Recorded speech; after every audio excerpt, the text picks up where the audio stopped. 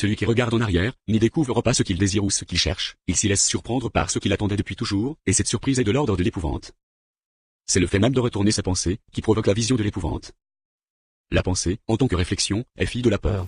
Jean-Claire Gicler décrit ainsi la médusation, phénomène qu'il associe expressément aux diverses formes du maniérisme, défini comme des rénovations, des réflexions, des révisions, mais aussi des exaspérations d'un corpus formel antérieur, vers lequel elle se retourne, non sans parfois susciter, ce faisant, le sentiment d'une inquiétante étrangeté qui serait celle d'un déjà vu, que l'on ne reconnaîtrait pas un. La médusation, comme le maniérisme, a partie lien avec l'anamorphose, au double sens, spatial et temporel, de retour vers une forme brouillée par les déformations optiques, et de retour de la forme au moment où on ne l'attendait pas.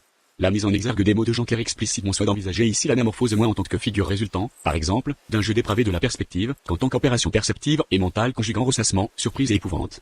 Ce choix est conforme à la leçon du Caravage. Pour que Méduse semble grimacer, pour que ses traits paraissent déformés, il faut adopter, face au bouclier fin qui porte ça. Gicler, Méduse, Gallimard, 1989, p. 37. 36 Véronique Camp en face, le regard étrangement torvé qu'impose le peintre entre convexité du support et concavité simulée de la surface 2.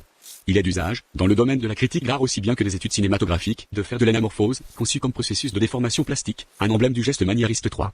Toutefois, les variations formelles souvent ostentatoires et virtuoses sur des motifs, repris et désarticulés au risque d'en perdre leur substance, ne caractérisent pas à elles seules ce geste. Une manière de voir précède et conditionne cette manière de montrer. Les changements de point de vue commandent la variation sur les formes, et une certaine dépravation perceptive agit la dépravation perspective.